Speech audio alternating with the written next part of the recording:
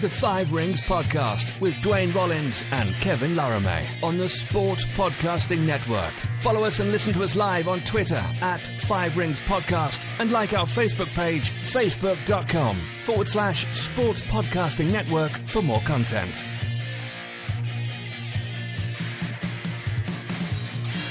Good day, good night. Welcome to the Five Rings Podcast. This is day one. First full day of the Olympics is over, but Duane, the real OGs out there, they know that this is actually day three. Because even though you want to try to confuse us, day -2 and day -1 are actually days in the calendar now, in the Olympic ceremonies and Olympic calendar. So this is not day one, this is day 3, day 4, whatever you wanted. But Duane, how are you today? I'm doing, yeah, when you have to have 3 screens up at one point during a pre opening ceremony day, it's a day, even if there's no medals awarded. There have been medals awarded now, though, so that's how they define it. So we'll go with their official recognition. But yeah, day one in the books, big day, a lot of stuff. Let's talk about it. We'll get to our wood, the bronze, silver, gold, and Poutine medal in just a few minutes. But let's start by just talking about what we've experienced in the first few days. If you don't know, Duane and I are located in Canada. We are in the Eastern time zone, and at the recording of this show, Saturday morning, still some events going on. But we're enjoying watching, as we record this show, the end of the Canada-USA curling mixed double game. It's fun game. Canada-USA, it's a rivalry that's been going on in multiple sports lately. It's fun to see it in the curling, too. I know on the men's side, if I'm not mistaken, last Olympic did not go Canada's way. Hopefully this time it will. On the double side, we'll talk about it tomorrow. But Duane, over the last 24 hours, the first full day of competition, what has caught your attention in Beijing? A couple things, a lot of things. I think we're both going to talk a little bit about the weather, and that's kind of very Canadian of us in one way. But I think when you're talking about Winter Games, we've talked about the weather a lot over all the games that we've had podcasts about, but not in a good way. And I think that maybe there is some positives now, because as much as we sort of criticized the awarding of the games to Beijing because it's not the most winterly place, they don't get a lot of snow there. The Chinese have figured this out, which is not surprising. They figure stuff out. They have the resources. Yeah, I'll let you talk about the temperatures in that in a minute, but I want to talk about the snow. And the snow has been a topic of conversations in a lot of events because it's man-made. And where Kevin and I live, we're used to. I learned to ski on basically man-made snow too, and I think Quebec's a lot the same way, right? Because we don't get a lot of stay in snow, we get a lot of sort of comes and goes, and it comes and goes. And it comes later, right? It comes in like December and January, and ski heroes are like, well, we have to make money in November, so where are the ice machines? Yeah, exactly. So they make snow, and when you make snow, it's very dry, which means it runs a little differently than the powdery stuff that you get on the mountains. So if you're not from a mountain place, or so, you're from a place where they have to do that as well, or you learned in an indoor facility, which a lot of the Asian countries do, that might give you a bit of an advantage in this. But one thing it does really give you an advantage is because they can guarantee it's going to be there. And a lot of the Olympics, we know this, and especially Vancouver. We didn't talk on the show about that, but Vancouver was a mess for that. Oh, yeah. They had to shovel snow from the mountains. Like, they literally had to travel snow. It's not easy. That's not going to happen here. That's not going to be a thing that we're going to be talking about in these games. So that's a positive, I think. It maybe create some slower times in the cross country and things, but it's not a sport that matters for the time. It's a race sport, right? So it doesn't really matter. Like, honestly, even if a few world records don't fall, but it's the same for all the competitors. I guess the competition itself is not really hindered. Yeah, and just further to this, the ice actually too. If we wanted to continue to this, another thing that caught my eye was the ice temperature. At the speed skating, the big track speed skating, long track, they don't call it big track, a long track speed skating venue. The ice is very fast, and the 3,000 meter women's went off today as the first event in that. And it was causing some havoc strategically for the athletes because they were going out a little too quick because they're, first event they're all geared up for. They're not used to it yet. But I think when we get to the sprint events, we're going to see some real fast times in there. So don't worry, you're going to see some world-class stuff. It might not just be outside. That's all. No, exactly. Some of them will be inside. And I do agree with you with the weather, because if there's one thing that I liked, and maybe that was extreme, but watching the women's slopestyle last night in the qualifying round and seeing all the riders being cold, I was like, well, it's the Winter Games. It's not called like the kind of like winter. No, it's the Winter Games. It was minus 20. Get dressed and you get ready till you go for your run. And that's where Canadian athletes have not necessarily an advantage, but they're used to it. It's minus 20. Minus 20 is a winter temperature. It's called the Winter Games. I like that. There you go. Well, yeah, the very first games we covered were in Sochi, which, if you don't know Russian geography, there was a sea. Sochi, yeah, it's literally a resort town. Like, the fact that it was there is absurd. Like, no snow to be found during the ceremony, which was very similar to Beijing, by the way, because Beijing, you had shots of Beijing, no snow to be found, but where the competitions are, there's snow, and that's all that matters. Exactly. So, yeah, it is the Winter Games, which, is a bit ironic because we didn't expect it necessarily, but they are getting a cold snap there. I think we just checked the temperature in Beijing proper, which isn't even the mountain, and it was still like -6 right now. It's the middle of the night right now, but nonetheless, it's still pretty cold there, and that's a good thing. Most of our listeners are located in Canada and the USA. If you are located somewhere else, let us know. I'm always really happy to learn where our listeners are for the Fabrics podcast, because we had some India, we had Australia, which are not that exotic, which they are, but there's a lot of places too that is fun to watch. Liechtenstein too, which I was happy to see the Liechtenstein delegation of a person that came into the stadium the other day. That was fun to watch. So let's go into it, Duane. But first, I want to give a little update on curling. Because of our Canadian and USA fans, it's now 4-2 Canada in the end of the sixth end. So we'll keep you updated before we say goodbye for today. Yeah, and that was a steal that the U.S. did, or sort of Canada just stole one off of the U.S. And if you don't know your curling, that's a bad thing. Exactly, it's a bad thing for the States.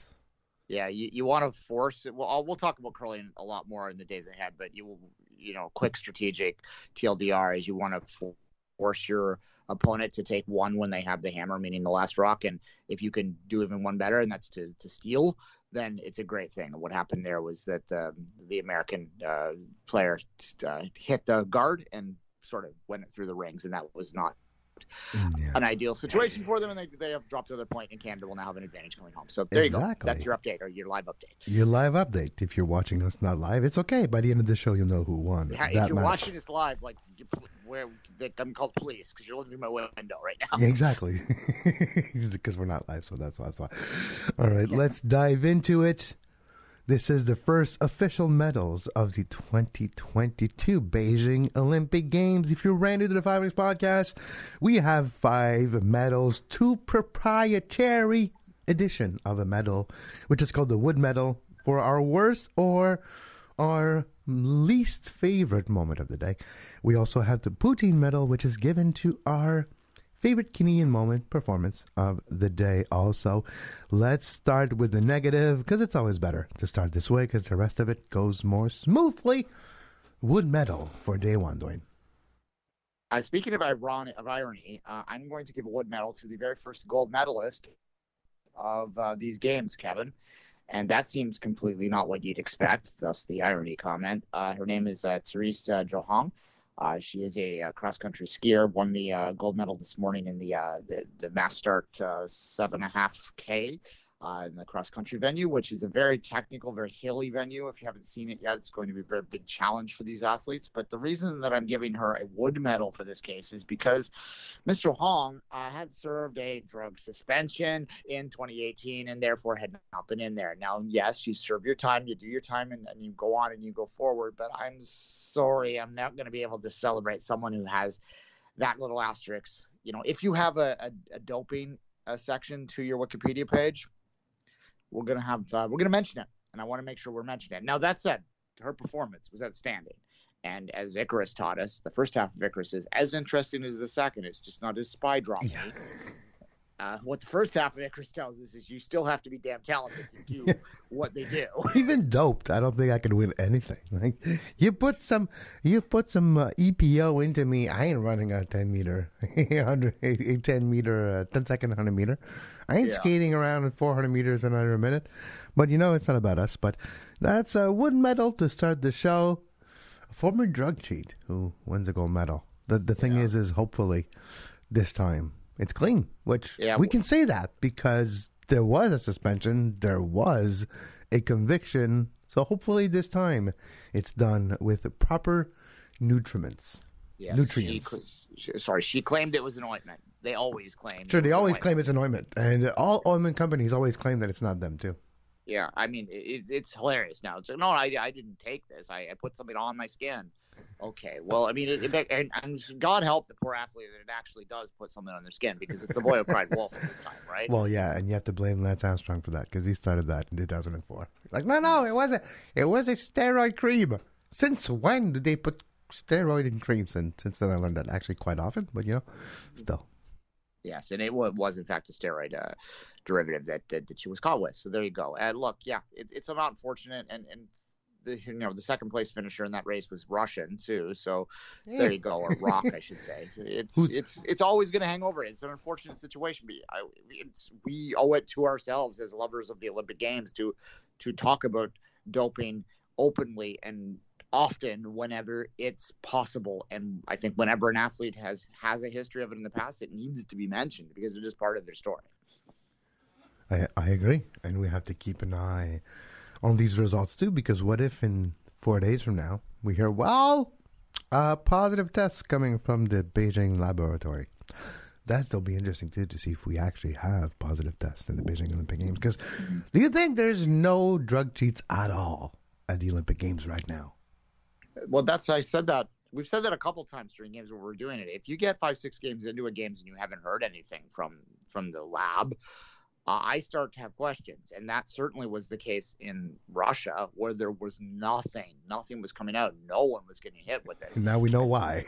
Yeah, and I think that's part of it is not just the Russians were getting away with it, like other athletes that were trying to get away with it and unaware that there was cheating things going on, and they just don't think that the lab was operating. Basically, what was going on? The lab was like, well, if we start declaring drug cheats for every other country except us, it doesn't look good because they know. So let's just everybody's clean. Everybody's clean. It's unfortunate, and we did a whole special show on Icarus. If you want to go back in our archives, and maybe Kevin, when you have more time this week, maybe we could put that out on the feed, because I think it's a worthwhile show to listen to. But yeah, doping is part of sport. It's not a good part of sport, but it's a part of sport, and you've got to look at things you love in both positive and negative ways. Let's go with a positive right now. It's time to give a medal full of fries, cheese curds, and gravy. It is time for the Poutine medal. And Duane, let's start with your Poutine medal for day one. I'm going to do an idea or a concept or a thing or a program in this particular case, because what I wanted to highlight was a bit of a trivia situation that happened last night when Canada got its first medal in these games. So I am giving my Poutine medal to the Own the Podium program. If you're unfamiliar with what Own the Podium is, which probably means you're outside of Canada, but if not, a quick summary of it is it's basically how we fund our athletes in this country. And it's a situation that was put into place in the lead up to the Vancouver Olympics. Now, prior to the Vancouver Olympics, Canada was mediocre for about a decade before that, and pretty awful prior to that in terms of performance based on the size of the country. In fact, they had won 120 medals over 20 Winter Olympic Games prior to the Vancouver Winter Olympics. They had famously at that time never won a gold medal on home soil, despite having hosted a games, which was only the second time that had ever happened. The first time it had happened was the Summer Games in 1976, which was also involving Canada. So needless to say, that was a bit of an embarrassment, and they tried to stop that. So this program was put in place to not just fund the athletes literally by giving them money to eat and train and do all that stuff they need to do, but also to help them with the science and their coaching and all that good stuff. To say it worked is an understatement. Canada has gone from being, as I said, at best mediocre, at worst horrific at the Olympic Games, to being at the Winter Games a power, at the Summer Games a mid-major. To use your college basketball analogy, I know you like that one. Hey, Kevin. Mid-majors are pretty good, okay? Mid-majors are good. Yeah. Exactly. A mid-major is kind of fun. It's fun to support a mid-major because it's a bit surprising still. It doesn't get boring for you. Anyway, they had 120 medals during those 20 Olympics before that. In the 3 and 1 day since, they've won 80 more to win their 200th medal all time. I think they're only the fourth country all time to go over 200 medals on the winter side. That's a remarkable accomplishment. They are a winter power now, and it's because of that program and of course the athletes that have seen it through. Yeah, and it's funny you mentioned the Poutine medal, because that's my Poutine medal. Is not necessarily the same as you mentioned, but it is Lauren Wiedemann, who won a bronze medal in long track speed skating. We should just call it speed skating, by the way. Short track is the one that's labeled. It's like, do you call it hockey or do you call it ice hockey? Depends. Do you think field hockey? Exactly. It's the other way around the rest of the world. But anyway. I know. Trust me. But, if you ask someone to bring you a hockey stick, what do you think they're going to bring you? You think they're going to bring you a short stick? No, they're going to bring you a big stick. So that's hockey, okay? That's how I determine it. I'm looking at one right now. Exactly. So it's not a ice hockey stick. It's a hockey stick, okay? You think Casey Jones of the Teenage Mutant Ninja Turtle had a field hockey stick to beat all the Foot Clan? No. He had a real hockey stick. Speaking of, Lauren Wiedemann, bronze medal for Canada. Speed skating, first medal of the game, is my Poutine medal for this day.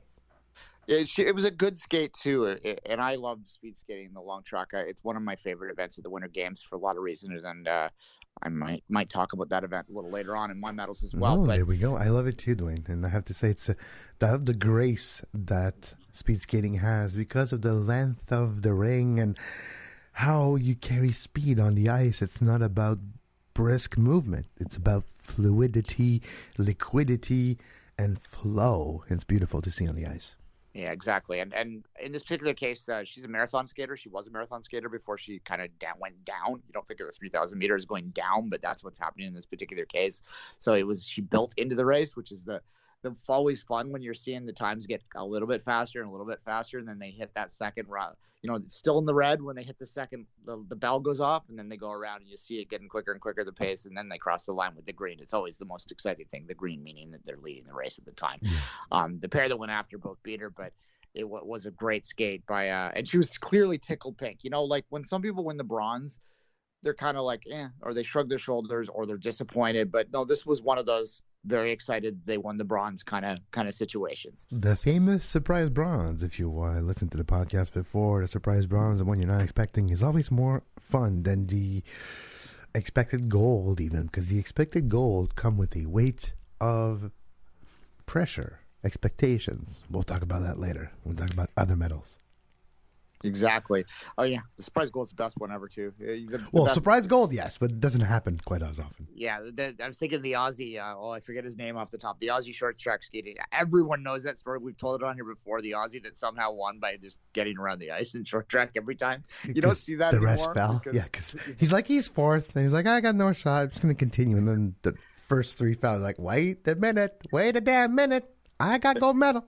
I forget his name off the top of my head because I wasn't planning to talk about him today, but just Google like Australian short track hilarious gold medal or something, and you will find it. It is classic. It is brilliant because he was, if you quickly, the story, I'll set it up a little bit more before you do your Googling. He was well known on the circuit. He's an Aussie. He was an athletic guy, but not necessarily a world-class athlete. This is in the early days of the sport. He was just a fun guy in the tour.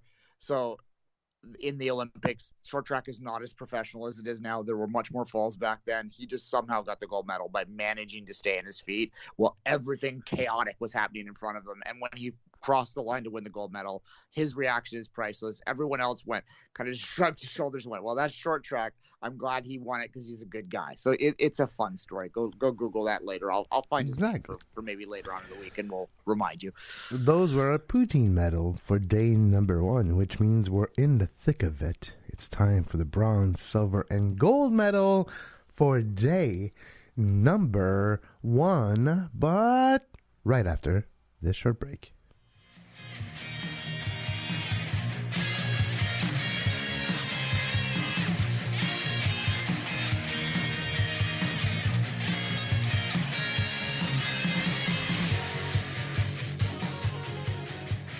What is round, made of metal, shiny, and gathers all our attention for the next 2 weeks in February? Well, that's the Olympic gold medals. And for today, we have 3 each to talk to you about a bronze, silver, gold medal for day number 1 of the Beijing 2022 Olympic Games. Duane, let's start with the bronze medal for you for day 1. I'm going to go to the curling event from very early in the evening, and I want to particularly lay highlight to the Swedish team, which is currently has 5 wins and is in a playoff spot. If you don't know the format, the top 4 teams will advance to a basic semifinal, final, third place game, sort of bracket that they will go into after this, and they have played the most games of everyone else. Most teams are either at 5 or 6. They've gone to 7, but they're at 5 and 2, so they're sitting pretty pretty to go in. The name of the pair is Almeida Deval and Oscar Eriksson. Oscar Eriksson is also on the men's team that will compete in the fours events later. And as I said, they've been curling very well, and in particular the game today against Canada, which the Canadians, John Morris is defending gold medalist in this. Rachel Holman is a world champion. Like it's a damn good team. It's a dream team, right? And they completely curled them out of the rink in what was an incredible performance. If you know the sport, you know how well they performed that day. They both curled over 90%. In doubles, it is rare to hit more than 70% for both players. They hit over 90 in the game. They couldn't have done better had they walked down and placed the rock in the spot that they wanted to put at each shot, right? Like it was one of those games. Canada couldn't do anything because they were just being up against a machine that night. And I wanted to highlight them for that. So that's my bronze medal, the Swedish mixed doubles team. That's once again Almeida Deval and Oscar Eriksson. Yeah, it's I agree with you, but when you it's just so overwhelming for me in day one, Duane. There's so many beautiful moments, so many beautiful medals, so many beautiful things that I don't know what to choose. It always takes me a few days to get into a rhythm. Okay, what is my threshold of what do I want? What do I choose? What is good enough for bronze? And then I'm like, oh, this is good enough for bronze. And about 3 times over the last few hours, I've changed my bronze to my gold, to my gold, to my silver, to my bronze, to my wood. Oh, let's put this in the medal. Yeah, it's starting again. Fair enough. Yeah, when it comes to placement, I always have trouble placing the gold, Kevin. Me too. Exactly the same. Yeah, the bronze, because I don't necessarily view the bronze and silver as being completely performance based, and that's a little bit behind the curtains for this. It can also be a story, whereas the gold I kind of want to be the most important thing of the day. Exactly, but sometimes when I start to put my things down, I'm like, oh, this was great, and you put this in gold, and I'm like, wait, something else happened. Oh, wait, something better happened. To me, my bronze moment is not even a moment. It's a competition itself. It's the layout, the look, the detail, and I have to say, the artistry even of this course. And I'm talking about the slopestyle course. It was used last night for the women in the snowboard, and it's a very impressive with the size, the scale of the jumps, but also the details and the ornamentation of the jumps, Duane. And I say this word carefully chosen, ornamentation, because those were artists who decided to build. You could just build a jump, but the jump's going to be seen on TV. You might as well look like a castle. So they started to build the side of it like a castle. It's beautiful. I've never seen. It's the second Olympics. We have a slopestyle competition. It was all right in Pyeongchang. It looked good, but it didn't look this good. This was surprising to me. I did not expect to be mesmerized like this. I was watching the competition, and when you have those big shots from far away, big crane shots or drone shots, and you see the tiny dark speck of a person, but it looks like a black dot on a white board. Just go jump, and you see the scale. It's beautiful. It's massive. And the artistry in the decoration and ornamentation of the course makes for beautiful television.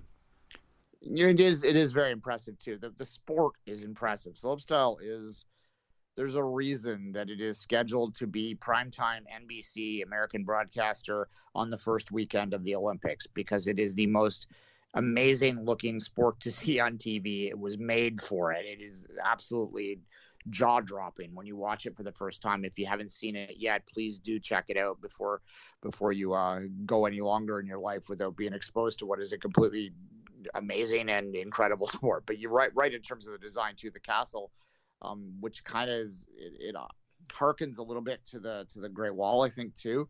Kind of the stone design of it. It looks similar to that. I think that's probably where they were going with that. So yeah, it's quite beautiful, and it speaks to it. And look, it reminds me a bit of an equestrian course you'd see in the summer games, where it would also sort of have elements of the host nation part of it, and that kind of is a nice little piece of color that they're able to add there, and that makes it's good to have when games. You mentioned this the other day in the show, and I'm looking in the background. There's an event wrapping up now, which we'll talk about tomorrow. I won't spoil it for you. Yeah. I just saw it too. I just had a fist bump. Anyways, we'll talk about it later. Yeah. Anyway, we'll talk about it tomorrow. But we'll give the score at the end of the show. We said we would, so we'll give the score at the end of the show. Well, yeah, the venue, all venues look the same now, right? Like they all have that, and it was amazing when I was at the Pan Am Games here in Toronto. The venues look the same there too. They just look like the Olympics in a different color.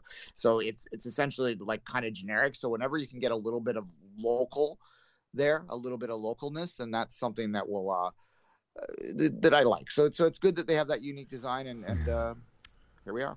No, I like the design too. I like the course, the shape of it, the fact that it's very it's instinctual. You understand, and it was fun to see Laurie Blouin, Canadian, qualified for the final. And we'll watch that final later this evening, actually, day 2 for the women's side, which reminds me I probably should get my Olympic schedule queued up to talk about it later. Duane, let's move now to the silver medal, our second favorite moment of the day. Let's go with your silver medal for day 1. All right, so I mentioned earlier that I would probably bring the event up again. We talked about the bronze medal winner. It's only fair we also talk about the gold medal winner, Irene Schulter.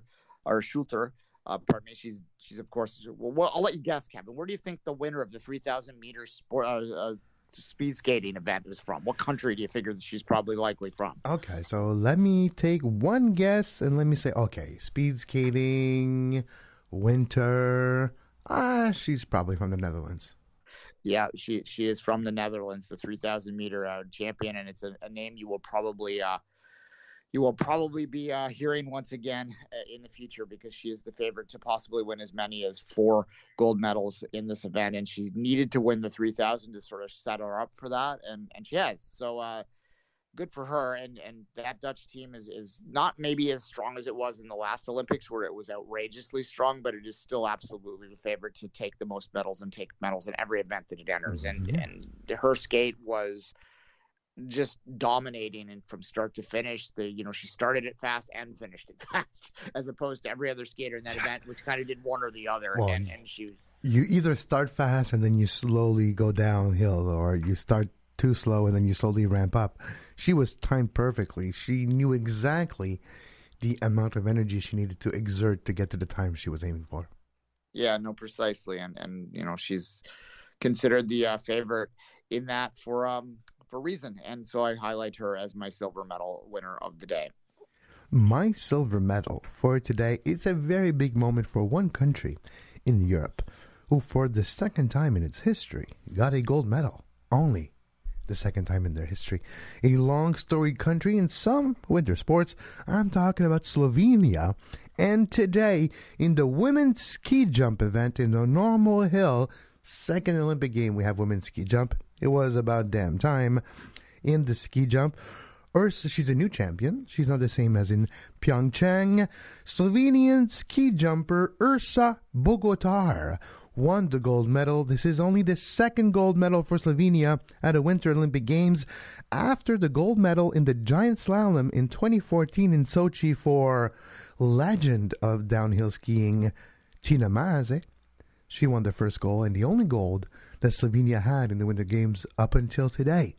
Today, Ursa Bogotar made her best impression of a Slovenian eagle and landed off at the bottom of that hill with a beautiful landing, telemark landing, and got herself a gold medal. Look, and I think it's important that you see the continued evolution of the women's side of that sport.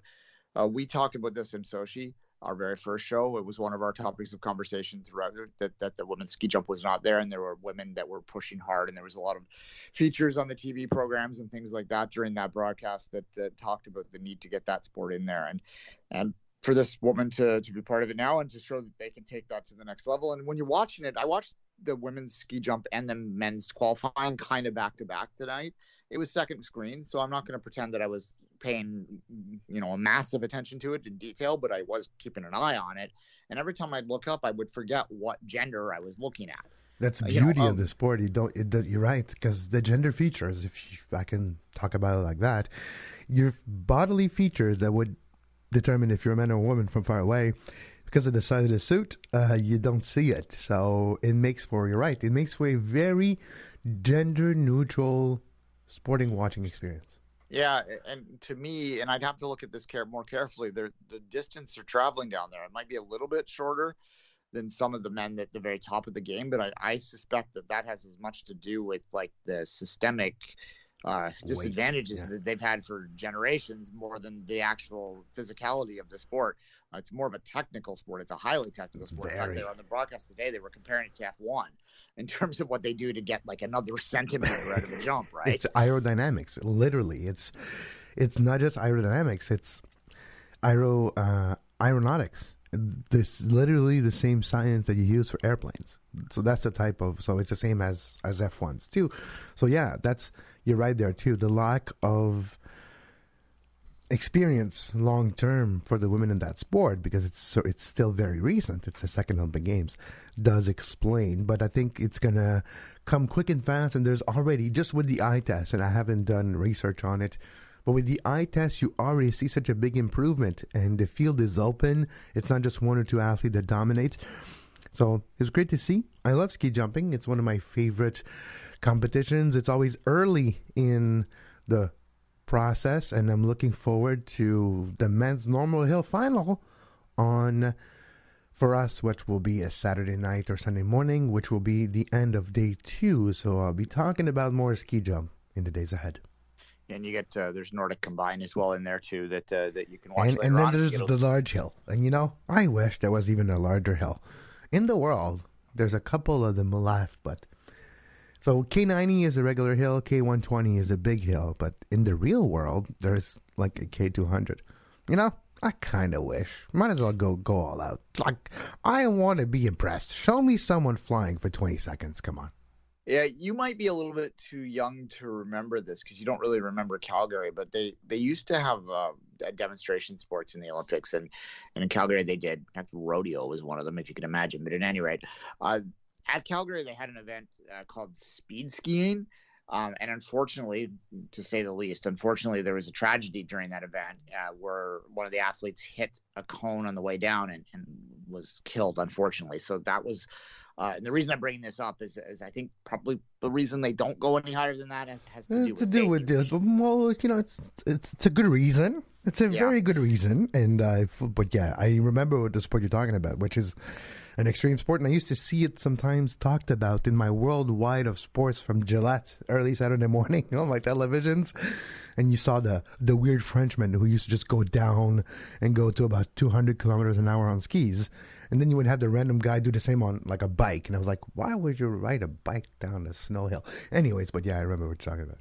Yeah. So the reason I brought that up is there's a specific, after that tragedy happened, there was a direct sort of decision to make sure that you took away some of the danger aspects. And then obviously, Canada again involved in this in 2010 with the tragedy in the luge event. And by the way, his I think it's his cousin. His cousin is an athlete for Georgia this year, and the family name is Kumaritashvili.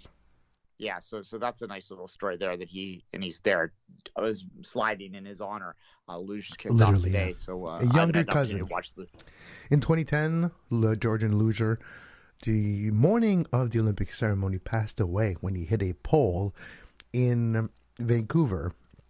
His name was Nodar Kumaritashvili, a young up-and-coming luger for Georgia that passed away in 2010, literally the morning of the opening ceremonies. Duane and I was watching the training live on that day, and I remember multiple audio parts of that accident that will probably live with me for the rest of my life. Yeah, I was thinking about that, not necessarily the tragedy, but just even those raw feeds that you got back there. They kind of cut those out too, but Well, maybe there's a reason, because I heard that thud and I was like, holy crap. And yeah, exactly. Well, yeah, because there was no ability to control it. They just cut the feed, basically, is what they did at that time. But anyway, not to get too dark there, but they they learn. They try and since that happened, they made some decisions in terms of trying to reduce the speeds at that event so that it's more technical and a little less daredevil-y. Yeah. The ice is not as hard as it used to be. A little, like a few degrees less and stuff like that. But we can continue this talk on another day. This was all started by me saying they should have bigger jump, and I hope they will have the large jump. I'm not sure if they have the large jump. Let me check. Is the large hill available for women now, or no? It's not.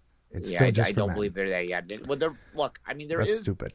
It's one of those like chicken and eggs arguments, right? Like the IOC back when they were denying, just as quickly to wrap this up, when they were denying the women access, the reason they were giving the last few years wasn't that the old school sort of condescending stuff. They weren't going, oh, you might get hurt, your ovaries will get crushed and stuff like that, which is legitimately weird stuff they used to say back in the day. But it was like the depth of field isn't big enough, so we can't justify giving an Olympic gold medal when there's only 5 people in the world that are competing at a high level.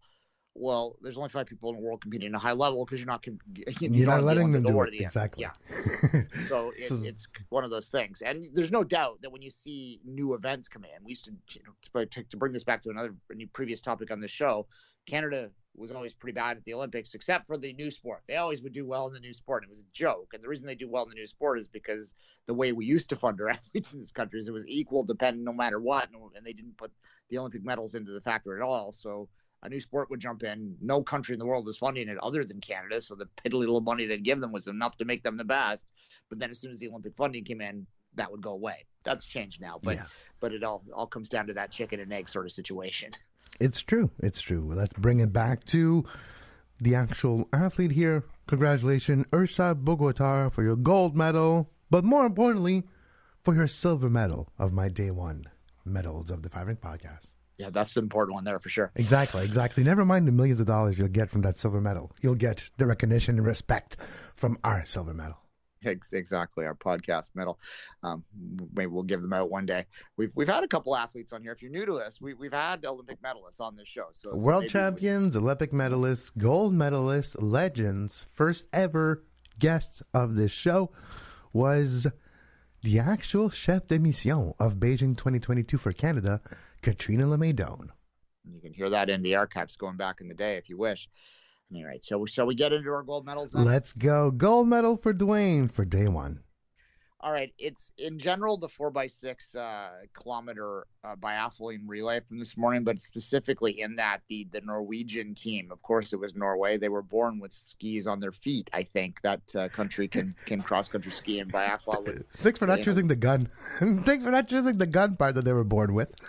Yeah, I'll give the names out here too, and any Norwegians listening, I'm going to do my very best. But forgive me if I don't quite get it right. I'll keep in mind this is a Ottawa Valley Eastern or English person saying these Norwegian names. But Marti Roseland, Trilly Arakov, Tarjin Bo, and Johannes Bo. The Bo brothers, they're brothers. That's the four people. Now, more to the point, the reason I wanted to highlight this out as the gold medal was I wanted to talk about Norway in general and how much of a power they have become in the cross-country skiing or related events. So you can add biathlon and cross-country skiing, kind of put them into one, XCB sort of category, as I've been abbreviating them in my own notes.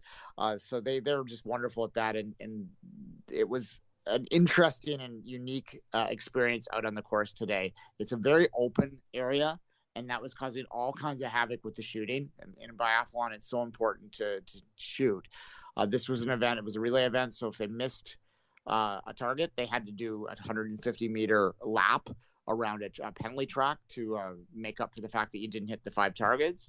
And in addition, it takes you more time because you had to try and do your reloads because you get some extra. You can do 2 extra bullets per round and all that sort of stuff. So the point being, the first half of this relay, the Norwegian women, it was very windy and they were very much struggling compared to some of the other teams around them. And they ended up having to do 3 or 4 of these penalty laps. They had missed 4. I think the one athlete missed something like 7 shots. So it was a very difficult situation for them. And they found themselves 50 seconds back when the Bo brothers took over. Well, I'm talking about them. The Bo Bros were able to close the gap. Yeah, they pulled back 50 seconds in what was an incredibly exciting finish. They in the last shooting range. They came in about 20 seconds behind into the very last shooting, which is about a kilometer and a half, 2 kilometers from the end of the race. And in that shooting, they ended up coming back out of it about 10 seconds behind. In the last kilometer, they caught up. There was a 3-man sprint to the end because it was all men. And the Bow brother, Jonas, ended up winning that quite comfortably. In the end, he pulled ahead to win the gold medal. And it was quite the scene as the Norwegians, who had thought they were probably not even on the podium. When they left the second, they were in 7th, I believe, when they left the second part of the relay. And they were the favorites going in. So it was very disappointing. They ended up winning the gold. And it was quite a moment. And it was quite a moment for a program that is going to have a lot more in these games. But and I'm sure we'll talk about the Bow brothers again, and perhaps even the women that I just mentioned there. They're also up there. But what's interesting with this? It's the second Olympics that we have mixed competitions like this, right? In cross country, in biathlon. You remember 4 years ago when was it Finland?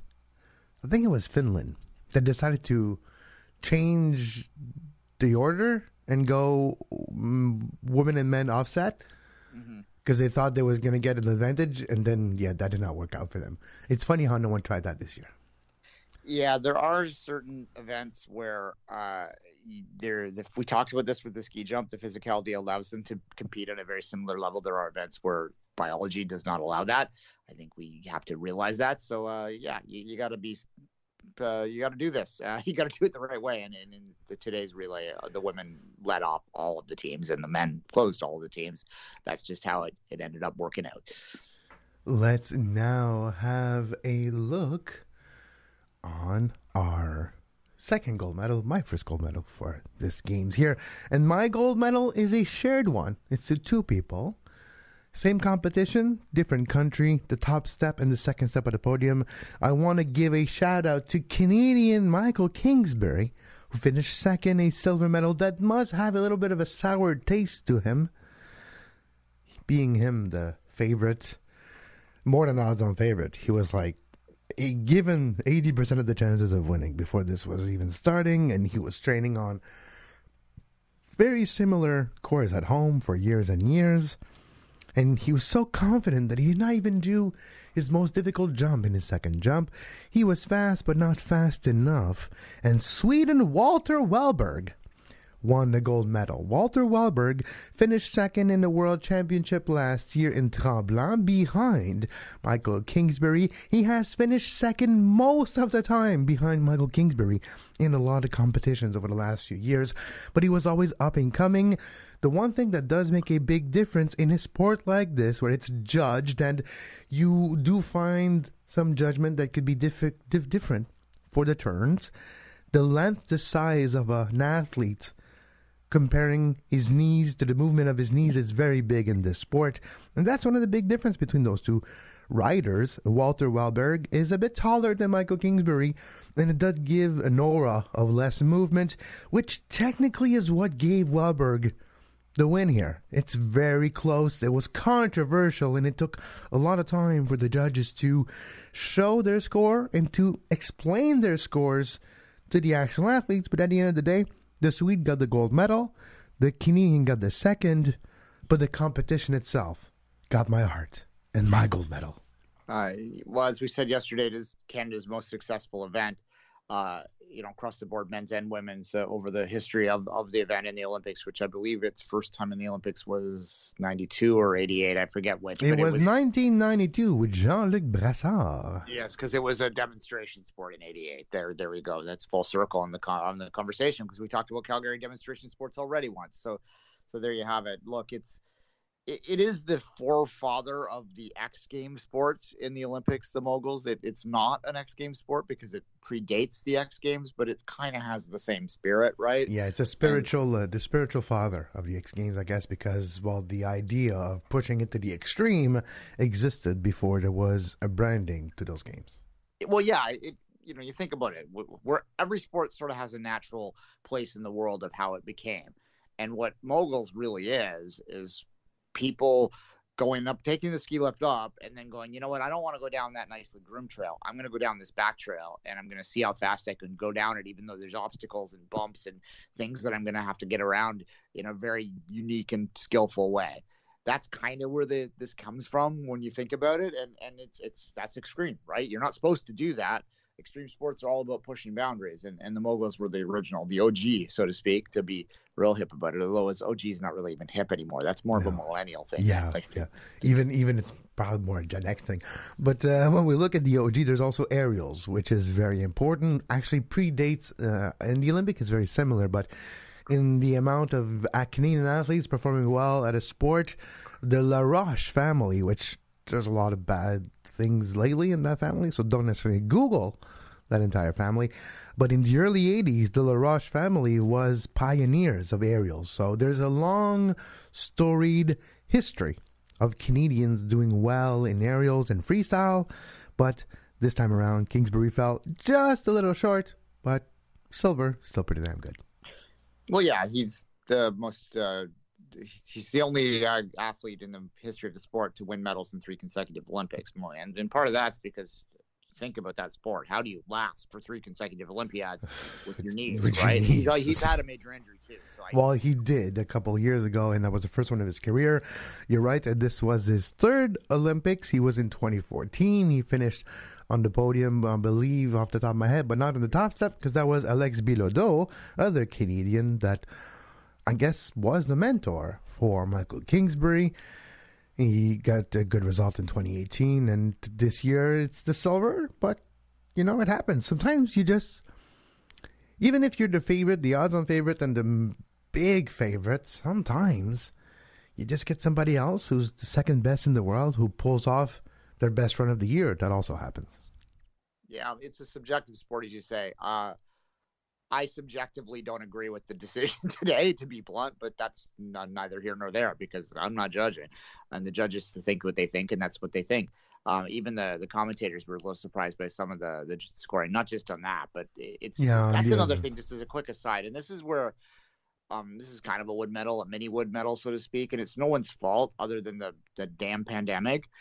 The fact that they don't have commentators at the Hill really hurts the way that we perceive it on the TV because they're doing it off the TV as well, and you just can't see things as well as the judges do. So it's entirely possible that my perception and the experts' perceptions here in Canada or wherever you're watching this are not the same, or not accurate, or not fair because they're seeing it through a screen, and that doesn't allow you to understand in the same way as being there. And that's a real loss that we're having, but that's no one's fault.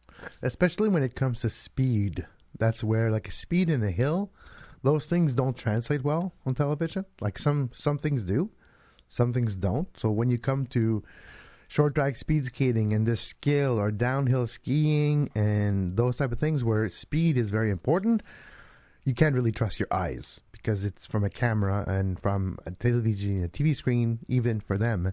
So you're right. We'll keep an eye on the evolution of that throughout the games, and maybe there'll be a generalized, not idea, but there'll be moments where we pinpoint commentators not agreeing with judges, but maybe that's not driven by the bad judgment, but maybe more by the lack of in-person commentating, which, by the way, for the CBC, from women's hockey, the French duo is there for the Radio-Canada for the women's hockey, and it's one of the few Canadian on-site broadcasters there right now. Yeah, they've sent skeletons mostly over. It's a little bit more than Tokyo, but it's you understand why. There's it's not just pandemic for the reason they've decided to be reluctant about sending large. And there's cost cutting, and there's also like dealing with there's also fear dealing with China. Of China. I mean, that's just to say it. The true fear is catching COVID and being stuck 3 weeks in your room because that's what you're gonna have to do. Yeah, there's a lot of reasons why they've cut the cost, but it is a loss in terms of the broadcaster, and I've noticed this in because the nature of the Winter Games is a lot of the sports are subjective, and the figure skating obviously is the most subjective in a lot of ways, and there was some confusion on the broadcast last night of the teams event. You'll see it tonight. The teams event come back tonight to finish that off. So look, it is what it is. And sometimes we're not going to agree with a subjective decision. But what I will say about the moguls today, to wrap this back up, is that, all 3 of the medalists, the Japanese skier was 3rd, were pretty spectacular to watch, and that's what it's all about. And the slopestyle was spectacular to do today to kick it off. You get the men going down the slopestyle on, I believe it's Sunday is when the slopestyle final is for the men, and that's Mark Morris will be the Canadian in that, and he will be very much the one of the favorites in it. So lots to watch and lots to talk about, and we'll have lots of judging conversations in the weeks ahead, I'm sure. Hey, it's a tradition, Dwayne. It's one of the things we talk about often on the Five Rings podcast. Exactly. And, judging it. It's not going away. I mean, no. we talk about it in the summer games too. Look, and another quick last thought on that. I think there's a reason that in a lot of these sports where if there's any ability to change it to a race, to a parallel kind of situation, they'll do it. You're just going to see a lot more mass starts, and you've been seeing it over the last 2 or 3 Olympics. That's going to continue to go on and on and on. And they do have parallel mogul competitions out there, and it wouldn't shock me if that's more where they move to in the future, because it does become very difficult to swallow when it's your biggest event and you're going like, well, I think my turn was better than your like it becomes hard, right? But the only thing for moguls is it's hard to do so because if speed is not the only be all end all. Yeah, no, I know. And when you do a race, even we checked it, the speed is not even the most important component. So if you break it down to a race, you'll actually highlight the worst part, which is we're going to see that because snowboard slalom. I remember J.C.J. Anderson in 2004, was it 2002, Salt Lake City? He was talking about, and that was the last Olympics before the side-by-side snowboard that started in Torino in 2006. Don't ask me why I know this, I just know. And in 2002, J.C. Anderson was talking about how it's a shame that's the last Olympics that it's like this because he was really good at slalom and he was getting his edge, his better part of his competition by turning and finding ways downhill quicker. But when it's about a race, conditions of snow and a lot of things are breaking down to between one another. So I hope moguls doesn't go that way, but we're just we're talking too much here. Yeah, I'm glad we mentioned J.C.J. Anderson today because that means that we have now mentioned him in all 3 of our Winter Olympic podcasts because, well, he was in Nagano. Is he there this year? Like, I wouldn't be surprised if he's not there this year. I had to check, though, because after, if you don't know, he's quite remarkable. I believe he was in 6 Olympics. His first was in 98, and then he took one off, and he came back to 2018, and he almost medaled in 2018. And with his own board. That's the thing. His own, like, he designed his own snowboard. Why he came back. He was having testing you could test your own thing at a freaking high level. All right. Before we say goodbye for today, let's take a quick look at what's ahead for day 2 that we will be talking about on tomorrow's show. Day 2 will have medals in alpine skiing, which will be the men's downhill. We will have medals given in cross-country skiing, the men's 15 kilometers, and the 15 kilometers skiathlon, which is a mass start. It's like a marathon, but on skis. I love it, and I miss Alex Harvey already. I really do. Women's moguls will take place also on day 2. With luge, we'll have the men's single luge final, which the qualifying rounds took place on day 1. We'll also have ski jumping, the men's final in the normal hill. Individual snowboard, women's snowboard slopestyle will be the final tonight. Laurie Blouin, Canadian, part of the final. She's the only Canadian that qualified for that final. And we have also the men's 5,000 meters speed skating that will be taking place on the big oval. Yep, should be a lot of fun, and get a few hours sleep before then, and we're back at it again. It's the weekends are always the best, right? So we're happy to do it, and we'll watch our socials for the time when this goes out. We'll let you know, but away we go. Got 16 more days of this. And as always, you can follow Duane on social media at 24th Minute on Twitter, myself at Kevin Laramee, and this show at 5 Rings Podcast. Until next time, for Duane Rollins, I'm Kevin Laramee. Enjoy your Olympic Games. And have a great Beijing